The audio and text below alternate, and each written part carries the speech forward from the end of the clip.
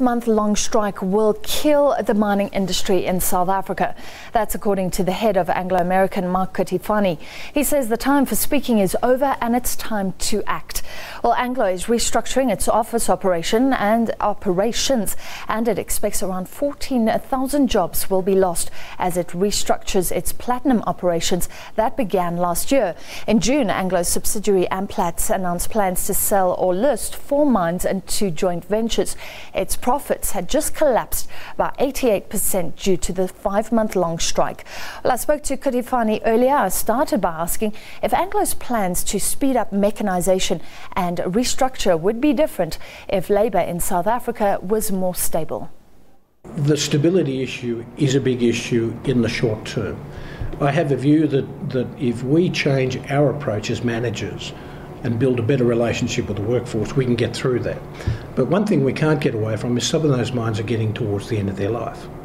In our case, we're saying that we're not prepared to invest additional capital into some of our operations because for us, we have better options in other assets, and I'm talking about in the platinum industry, and that's where we're going to focus our capital.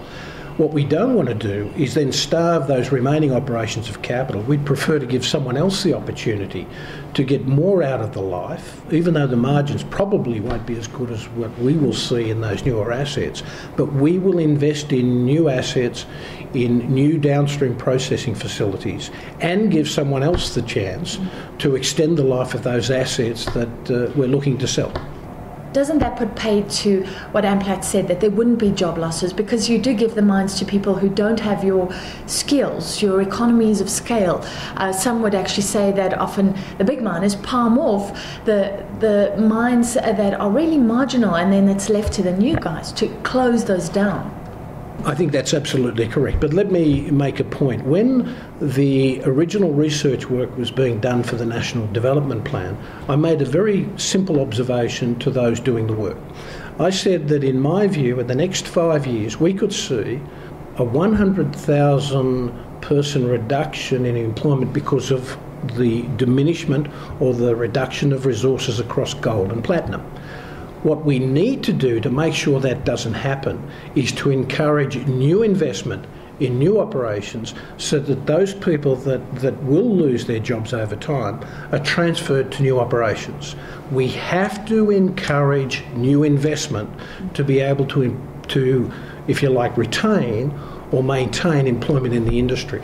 That's what's got to happen. We have to be able to make returns to make those investments to preserve jobs. That's the big issue at the moment, is we need to encourage new investment. You've spoken about productivity. In Australia, you said coal miners are up to 50% more productive.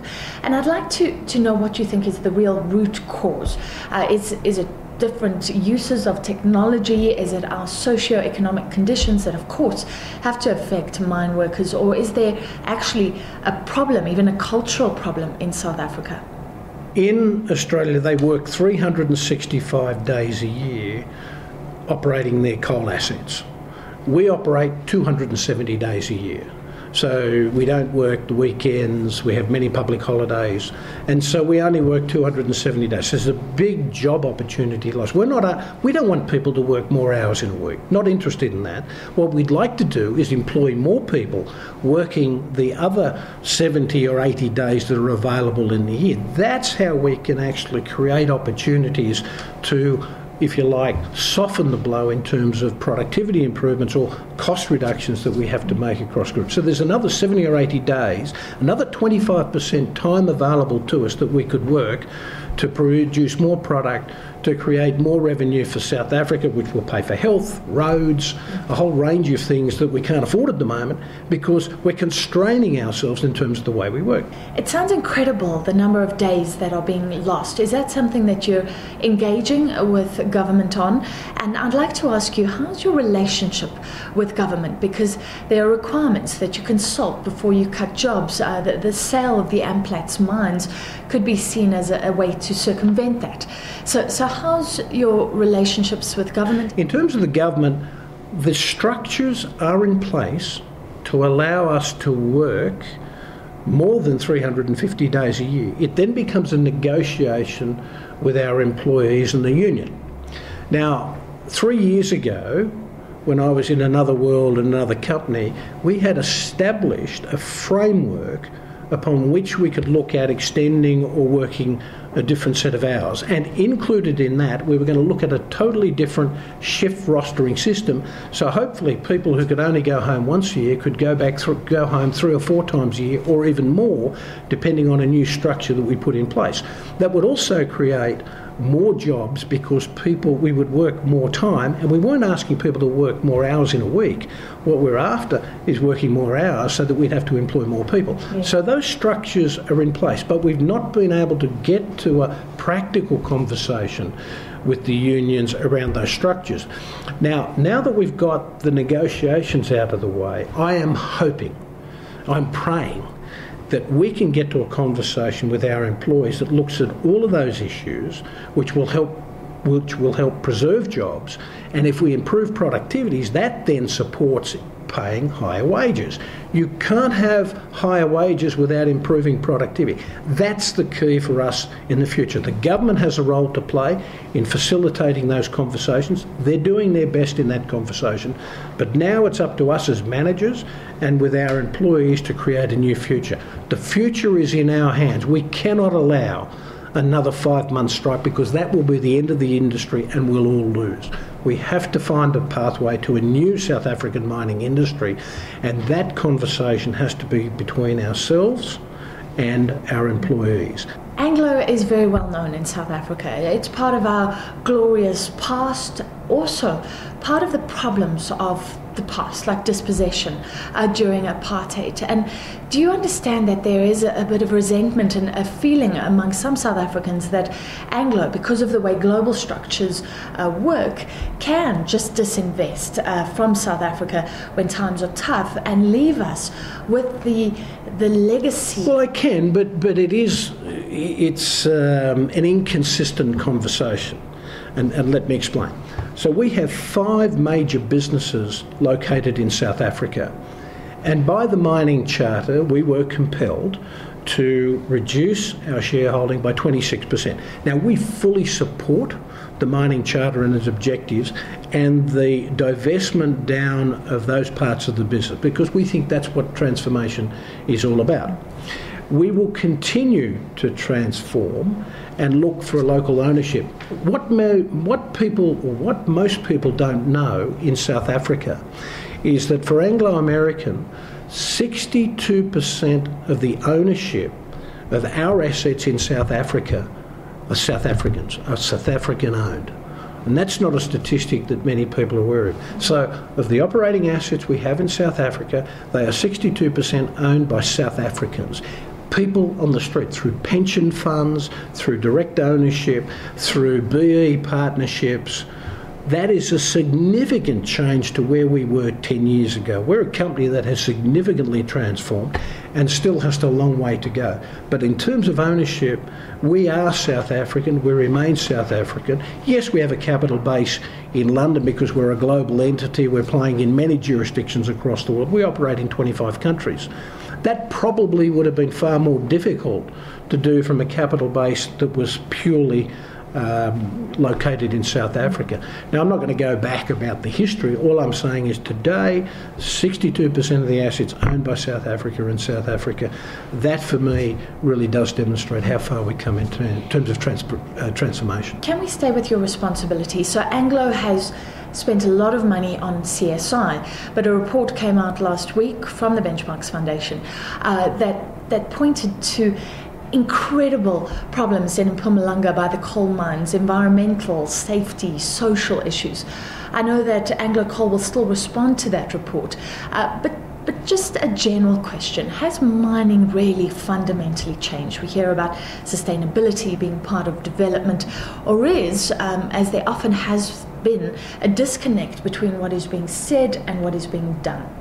In terms of safety, we've seen a 70% reduction in accidents in the last 7 years in Anglo American. In the last 18 months, we've seen a 40% reduction in environmental incidents. We've seen a generally white leadership team. Now 60% of our leaders are black South Africans. We've transformed. We've seen businesses in terms of investments. We've invested 229 billion rand in the last 10 years in terms of our assets in the country. Certainly, there are still many issues to be resolved, but we've come a long way. What does the future hold? When do you expect the Amplats mines to be sold? When do you think there could be more announcements of disinvestments, if there will be? And what about the bigger picture? A lot of people would say that Anglo perhaps is ripe for a merger. Well, certainly in terms of platinum, Chris has outlined what looks to be around an 18-month process. We want to give the process plenty of time so that we evaluate those that are putting their hand up to be considered for purchase of assets. So I think making sure that we engage stakeholders, being the government, local communities, shareholders and others in making the final decisions and making sure that they've got what they need to provide finance, probably about an 18-month process. So we'll wind that through. We don't anticipate there'll be any new announcements as part of that process. So certainly the die has been cast on the platinum side and just has to be done well. From a broader perspective, we are focused on delivering on some key commitments we made to shareholders. That is Minas Rio, the big iron ore development in Brazil, on track. We've in fact started pumping some ore to the port, so we're well on track for our target commissioning by the end of the year. The platinum restructure, very clear now where we're going, so we've delivered on that commitment in terms of defining what we do this year. In terms of Sishen turnaround, we're hitting all our numbers. Copper turnaround, we're up 20%. And in terms of our guidance and delivery numbers, we've hit every major metric, both in terms of external guidance and our internal budgets. And we've really started to rebuild the credibility of the organisation. So that's where we are. If, as a consequence of ticking all those boxes and those that need to be ticked to deliver on our 15% return on capital employed commitment by 2016, somebody says, this looks like a great organisation, maybe we should think about it very differently, that'd be well and good, but my job is to make sure that we deliver on our commitments. The rest I don't worry about. Value will look after itself. As long as we're looking after shareholders and our key stakeholders, we've got a great future. That was the head of Anglo American, Mark Cutifani. Let's look at the numbers. The JSE indecisive today. It did end higher. South Africa avoided a recession as growth data was released. The increase of 0.6% in the second quarter seemed to have little effect on the market today, although the rand has firmed up a little bit. Let's take a look at your main financial indicators.